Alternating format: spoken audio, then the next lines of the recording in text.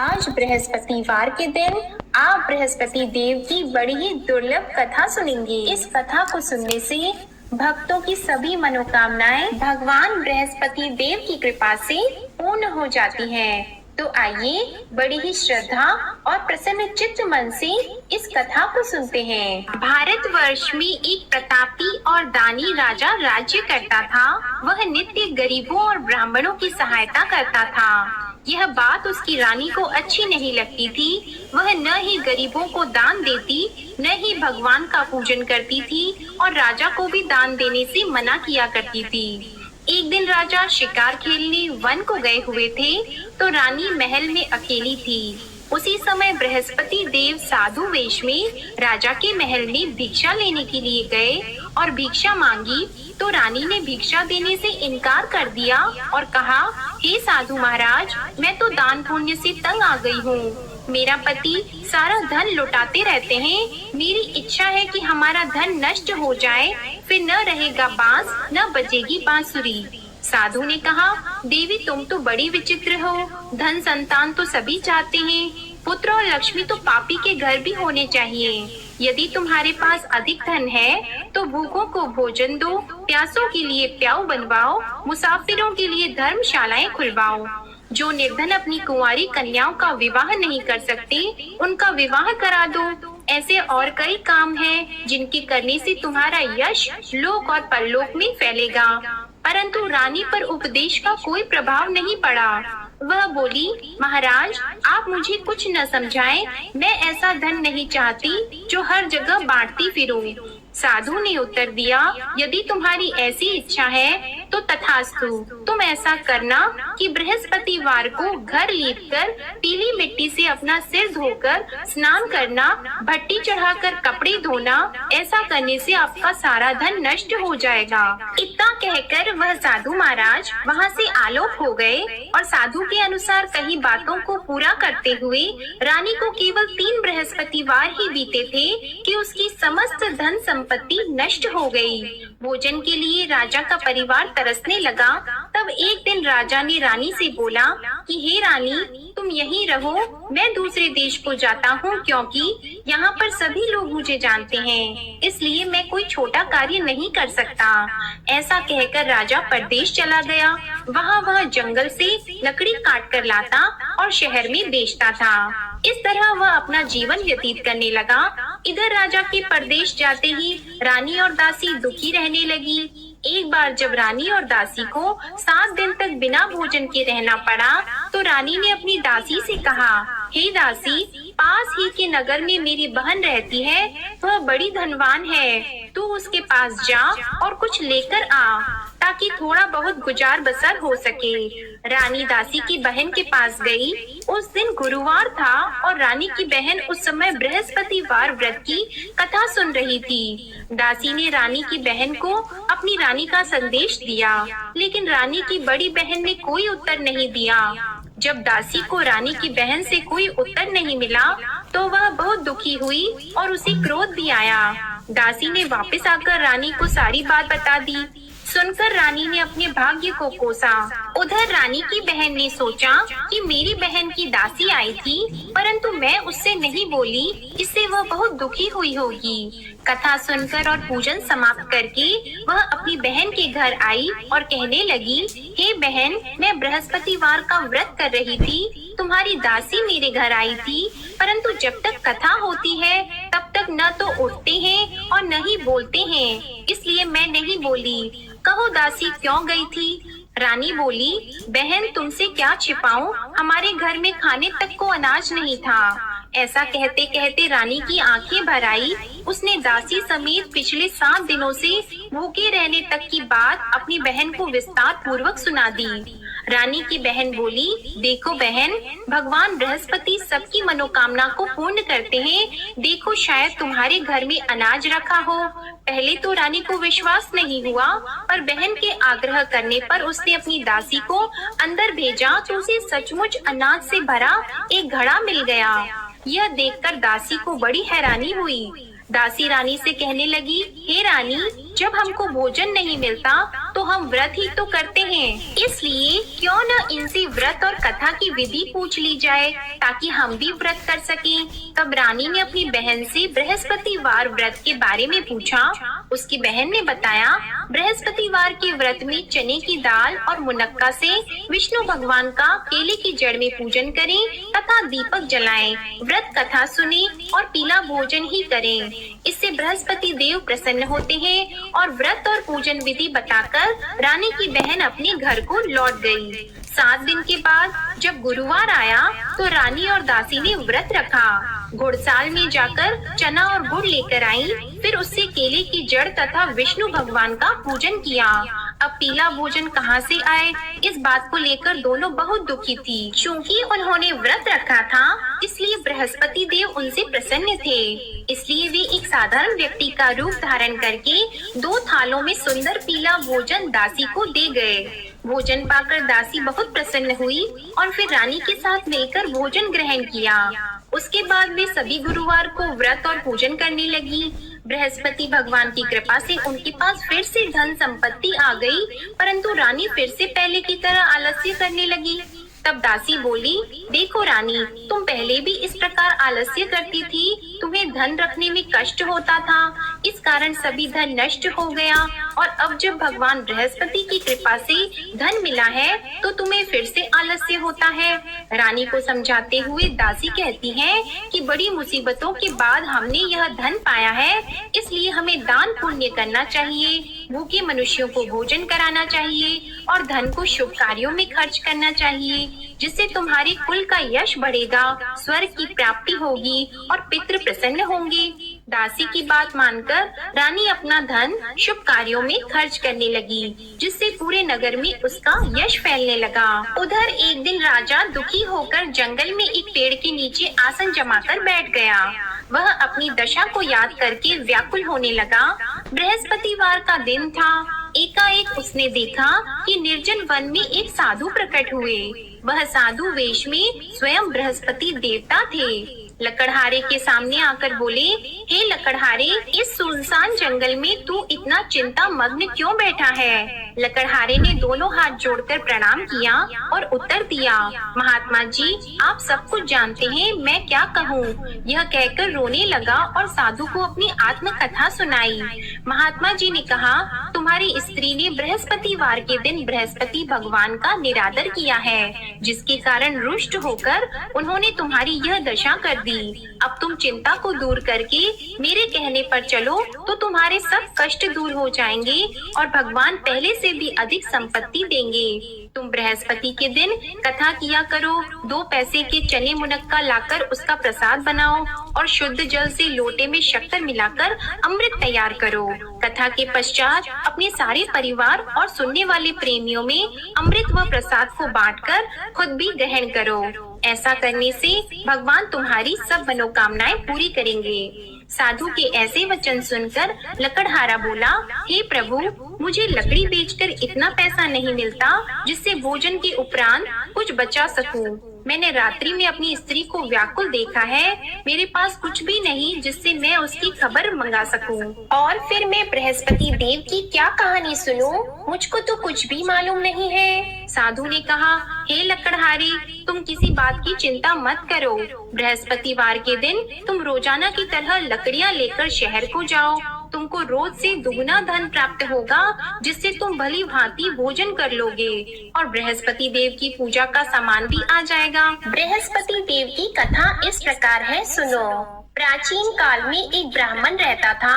वह बहुत निर्धन था। उसकी कोई संतान नहीं थी। उसकी स्त्री बहुत मलिनता के साथ रहती थी। वह स्नान नहीं करती, किसी देवता का पूजन नहीं करती। इससे ब्राह्मण देवता बड़े दुखी थे। बेचारे बहुत कुछ कहते थे, किंतु उसका कुछ परिणाम नहीं निकला। भगवान की कृपा से ब्राह्मण की स्त्री के कन्या रूपी रत्न पैदा हुआ।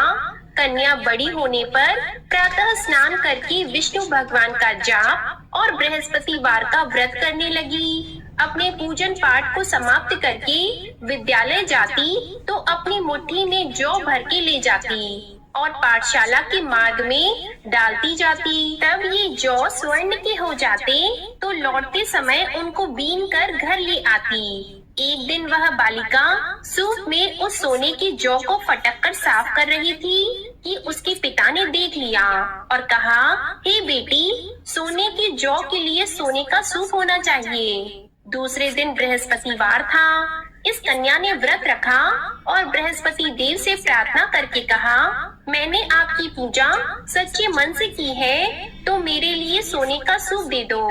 बृहस्पति देव ने उसकी प्रार्थना स्वीकार कर ली। रोजाना की तरह वह कन्या जौ फैलाती हुई जाने लगी। जब लौटकर जौ बीन रही थी तो बृहस्पति देव की कृपा से सोने का सूप मिला।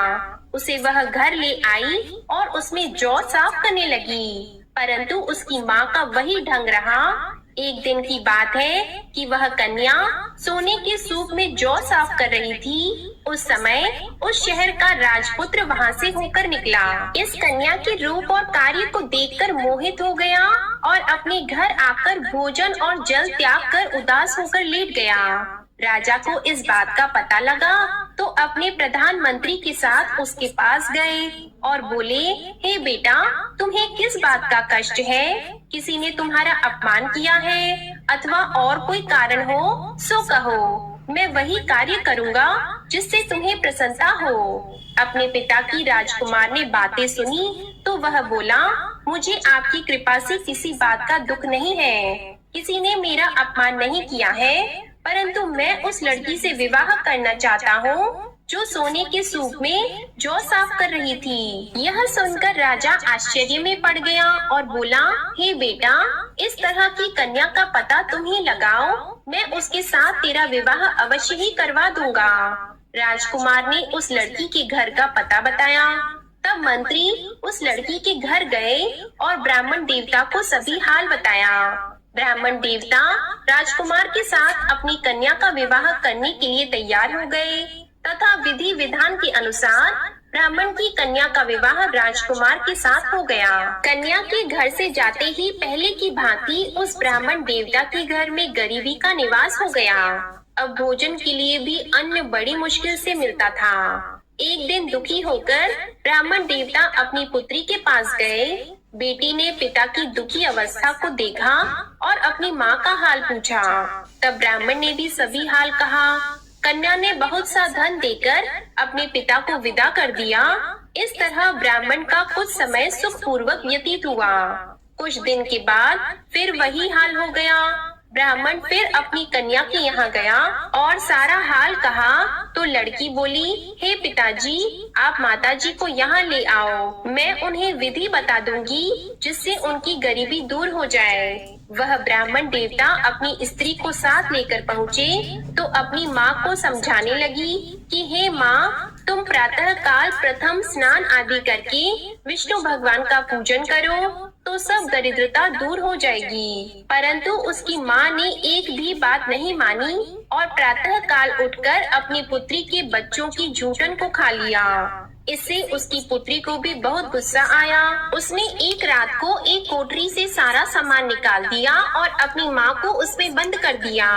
प्रातः उसमें से उसे निकाला तो स्नान आदि करा के पूजा पाठ करवाया तो उसकी माँ की बुद्धि ठीक हो गई। इसके बाद वह नियम से पूजा पाठ करती और प्रत्येक बृहस्पतिवार को व्रत रखने लगी। इस व्रत के प्रभाव से उसकी माता और पिता बहुत ही धनवान और पुत्रवान हो गए और बृहस्पति देवता के प्रभाव से इस लोक के सुख को भोगकर अंत में स्वर्ग को प्राप्त हुए। इस तरह कहानी कहकर साधु देवता वहाँ से अंतर ध्यान हो गए। धीरे धीरे समय व्यतीत होने पर फिर वही बृहस्पतिवार का दिन आया। लकड़हारा जंगल से लकड़ी काटकर किसी शहर में बेचने गया। उसे उस दिन और दिन से अधिक पैसा मिला। राजा ने चना गुड़ आदि लाकर गुरुवार का व्रत किया। उस दिन से उसके सभी क्लेश दूर हो गए। परंतु जब दोबारा गुरुवार का दिन आया तो बृहस्पतिवार का व्रत करना भूल गया। इस कारण बृहस्पति भगवान नाराज हो गए। उस दिन उस नगर के राजा ने विशाल यज्ञ का आयोजन किया था तथा शहर में ये घोषणा करा दी कि कोई भी मनुष्य अपने घर में भोजन न बनवाए, न आग जलाए। समस्त जनता मेरे यहाँ भोजन करने आए।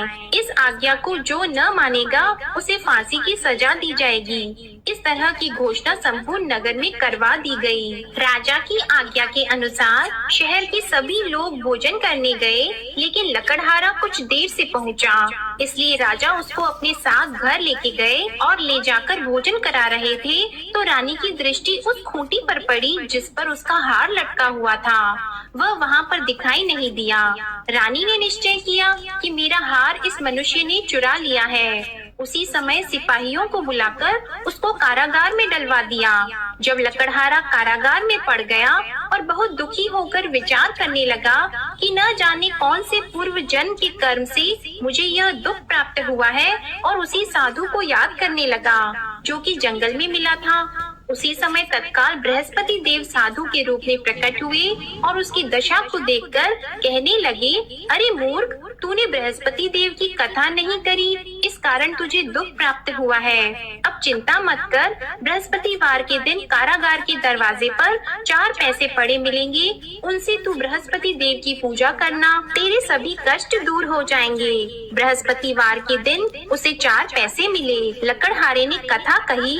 उसी रात्रि को बृहस्पति देव ने उस नगर के राजा को स्वप्न में कहा, हे राजा, तुमने जिस आदमी को कारागार में बंद कर दिया है वह निर्दोष है, वह राजा है, उसे छोड़ देना। रानी का हार उसी खूंटी पर लटका है, अगर तू ऐसा नहीं करेगा तो मैं तेरे राज्य को नष्ट कर दूंगा। इस तरह रात्रि के स्वप्न को देखकर राजा प्रातः काल उठा और खूंटी पर हार देखकर लकड़हारे को बुलाकर क्षमा मांगी और लकड़हारे को योग्य सुंदर वस्त्र आभूषण देकर विदा कर दिया। बृहस्पति देव की आज्ञा के अनुसार लकड़हारा अपने नगर को चल दिया। राजा जब अपने नगर के निकट पहुंचा तो उसे बड़ा आश्चर्य हुआ। नगर में पहले से अधिक बाग, तालाब, कुएं तथा बहुत सी धर्मशाला, मंदिर आदि बन गई हैं। राजा ने पूछा, यह किसका बाग और धर्मशाला है? तब नगर के सब लोग कहने लगे, यह सब रानी और बंदी के हैं। तो राजा को आश्चर्य हुआ और गुस्सा भी आया। जब रानी ने यह खबर सुनी कि राजा आ रहे हैं तो उन्होंने दासी से कहा, हे दासी, देख राजा हमको कितनी बुरी हालत में छोड़ गए थे, हमारी ऐसी हालत देखकर वह लौट न जाएं, इसलिए तू दरवाजे पर खड़ी हो जा। आज्ञा के अनुसार दासी दरवाजे पर खड़ी हो गई। राजा आए तो उन्हें अपने साथ लेकर आई। तब राजा ने क्रोध करके अपनी रानी से पूछा कि यह धन तुम्हें कैसे प्राप्त हुआ है? तब उन्होंने कहा, हमें यह सब धन बृहस्पति देव के इस व्रत के प्रभाव से प्राप्त हुआ है। राजा ने निश्चय किया कि 7 रोज बाद तो सभी बृहस्पति देव का पूजन करते हैं, परंतु मैं प्रतिदिन दिन में 3 बार कहानी और रोज व्रत किया करूंगा। अब हर समय राजा के दुपट्टे में चने की दाल बंधी रहती और दिन में 3 बार कहानी कहते। एक रोज राजा ने विचार किया कि चलो अपनी बहन के यहाँ हो आवे। इस तरह निश्चय करके राजा घोड़े पर सवार होकर अपनी बहन के यहाँ को चलने लगा। मार्ग में उसने देखा कि कुछ आदमी एक मुर्दे को लिए जा रहे हैं। उन्हें रोककर राजा कहने लगा, अरे भाइयों, मेरी बृहस्पति देव की कथा सुन लो। वे बोले, लो हमारा तो आदमी मर गया है, इसको अपनी कथा की पड़ी है। परंतु कुछ आदमी बोले, अच्छा कहो, हम तुम्हारी कथा भी सुनेंगे। राजा ने दाल निकाली और जब कथा आदि हुई थी कि मुर्दा हिलने लग गया, और जब कथा समाप्त हो गई तो राम राम करके मनुष्य उठकर खड़ा हो गया। आगे मार्ग में उसे एक किसान खेत में हल चलाता मिला तो राजा ने उसे देखकर बोला, अरे भैया, तुम मेरी बृहस्पतिवार की कथा सुन लो। किसान बोला, जब तक मैं तेरी कथा सुनूंगा तब तक 4 हरैया जोत लूंगा, जा अपनी कथा किसी और को सुनाना। इस तरह राजा आगे चलने लगा। राजा के हटते ही बैल पछाड़ खाकर गिर गए और किसान के पेट में बड़ी जोर का दर्द होने लगा। उस समय उसकी माँ रोटी लेकर आई और उसने जब यह देखा तो अपने पुत्र से सब हाल पूछा और बेटे ने सभी हाल कह दिया। तो बुढ़िया दौड़ी दौड़ी उस घुड़सवार के पास गई और उससे बोली कि मैं तेरी कथा सुनूंगी, तू अपनी कथा मेरे खेत पर चलकर ही कहना। राजा ने बुढ़िया के खेत पर जाकर कथा कही, जिसके सुनते ही वह बैल उठकर खड़े हुए तथा किसान के पेट का दर्द भी बंद हो गया। राजा अपनी बहन के घर पहुंचा। बहन ने भाई की खूब मेहमानी की। दूसरे रोज प्रातः काल राजा जगा तो वह देखने लगा कि सब लोग भोजन कर रहे हैं। राजा ने अपनी बहन से कहा, ऐसा कोई मनुष्य है जिसने भोजन नहीं किया हो? मेरे बृहस्पतिवार की कथा सुन ले। बहन बोली, हे भैया, यह देश ऐसा है कि पहले यहाँ लोग भोजन करते हैं, बाद में अन्य काम करते हैं। अगर कोई पड़ोस में हो तो देख आऊं। वह ऐसा कहकर देखने चली गई, परंतु उसे कोई ऐसा व्यक्ति नहीं मिला जिसने भोजन न किया हो। अतः वह एक कुम्हार के घर गई, जिसका लड़का बीमार था। उसे मालूम हुआ कि उनके यहाँ 3 रोज से किसी ने भोजन नहीं किया है। रानी ने अपने भाई की कथा सुनने के लिए कुम्हार से कहा, वह तैयार हो गया। राजा ने जाकर बृहस्पतिवार की कथा कही, जिसको सुनकर उसका लड़का ठीक हो गया। अब तो राजा की प्रशंसा होने लगी। एक रोज राजा ने अपनी बहन से कहा कि हे बहन, हम अपने घर को जाएंगे, तुम भी तैयार हो जाओ। राजा की बहन ने अपनी सास से कहा तो सास ने कहा, हाँ चली जा, परंतु अपने लड़कों को मत ले जाना, क्योंकि तेरे भाई की कोई औलाद नहीं है। बहन ने अपने भैया से कहा, हे भैया, मैं तो चलूंगी पर कोई बालक नहीं चलेगा। तो राजा बोला, जब कोई बालक नहीं चलेगा तब तुम ही क्या करोगी? बड़े दुखी मन से राजा अपने नगर को लौट आया। राजा ने अपनी रानी से कहा, हम निर्वंशी हैं, हमारा मुंह देखने का धर्म नहीं है और कुछ भोजन आदि नहीं किया है।